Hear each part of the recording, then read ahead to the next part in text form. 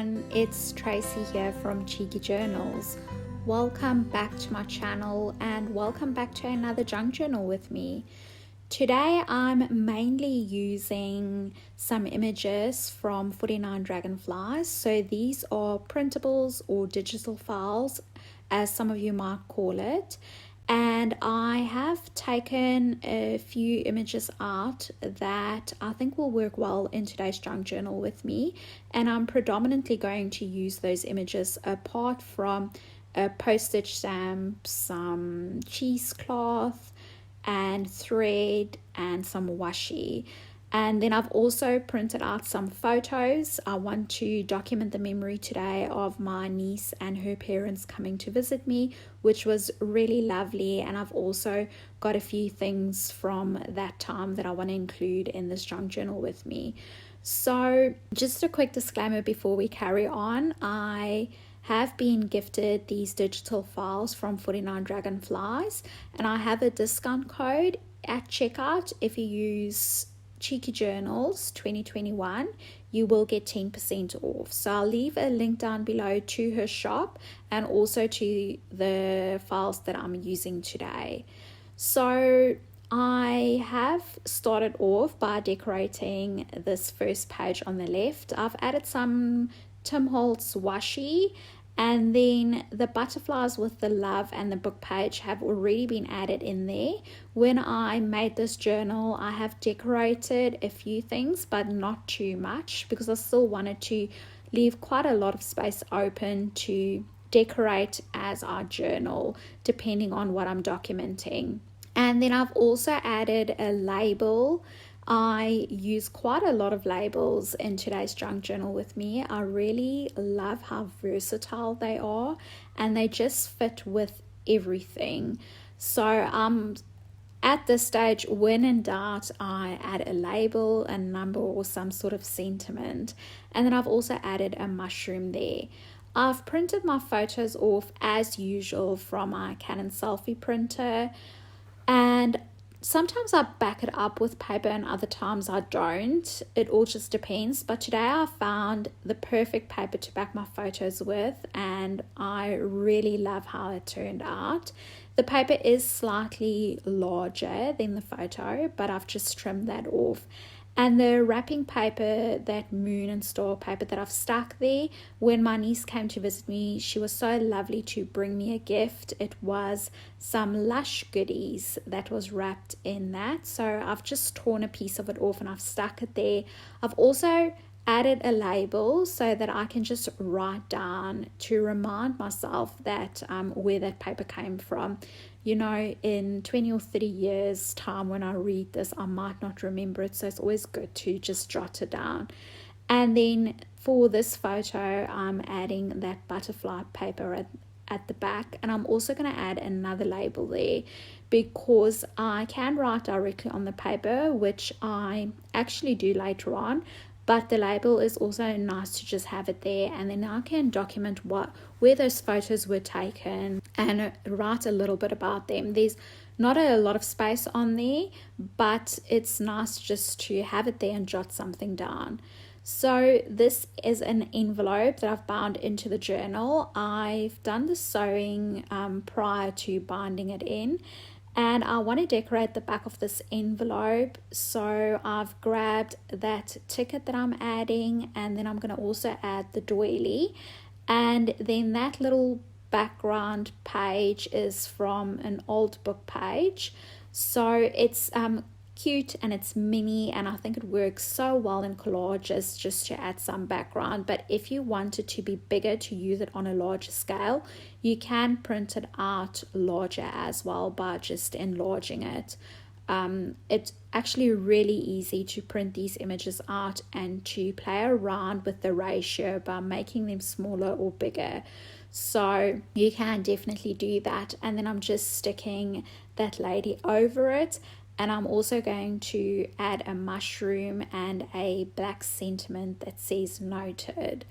So I didn't really plan it out, but all the things that I've grabbed have a green and a red theme to it. So I've tried to sort of stick throughout my junk journal session with those colors. I don't always do this, and you definitely don't have to do it. You can grab any colors and add as many as you would like. There is no hard rule to this or a recipe. I think I just do it sometimes without even thinking, and it's something that that appeals to me to have a color scheme.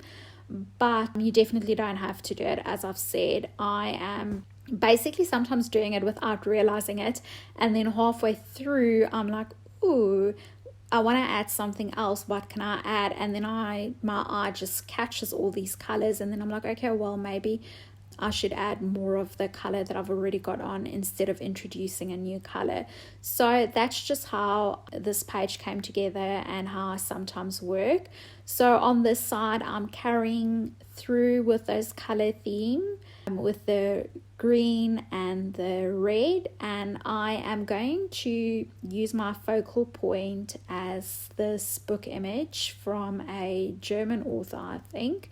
And I really love that page. It reminds me of my childhood, and I think spending some time with my niece and just having her around the house reminded me of my childhood. So that's why I wanted to include this image. And then I'm just adding some more cheesecloth, and I'm going to add that thread as well. I love adding cheesecloth, thread, lace, fabric, any textile or textures to my journal. I think it brings in character and dimension. So I'm also going to add that mushroom over at the top, and again I've got that label at the bottom, and then a vintage postage stamp. Wow, that was a lot to say. A vintage postage stamp. And then just to distress up the envelope, I'm using some distress ink in the color tea dye, and I'm just going to go around the envelope, the front and the back of it, just to give it more of that vintage look. I have, before binding the journal, I've tea stained the envelope and the pages with a combination of a tea and a coffee stain, but I think to distress it just brings it out a bit more.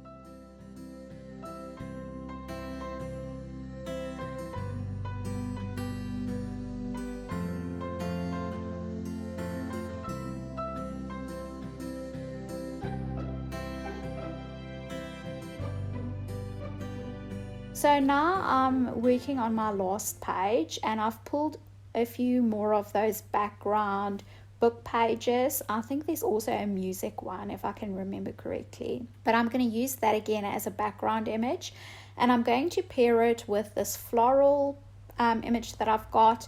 She's actually also got cute mushrooms in that size. I'm just going to stick that over it, and then I'm going to add the butterfly. I have used these butterflies quite a lot, but they are just a winner and always work. So I'm looking around, and I was thinking of adding another label, but I think I've got enough of that. So I'm adding that Black Sentiment, My Story, and I think it ties in really well with the Black Sentiment that I've used on the envelope over here. Now I want to add some dimension, and I thought of doing some stenciling with some modeling paste, and I've also used some paint. I think the paint is like a sage color, but I think it's called something olive, and I love this color. And the only reason I'm actually using this color is, well, luckily it is tying in with the color scheme with the washi and some of the ephemera pieces that I've used, but that wasn't actually the reason behind it. I decided to use this because it's the newest edition of acrylic paint that I've bought, and I haven't really used it yet, so I was looking forward to using it. So just trying out a new supply there. And this is a Holtz Stencil with modeling paste. I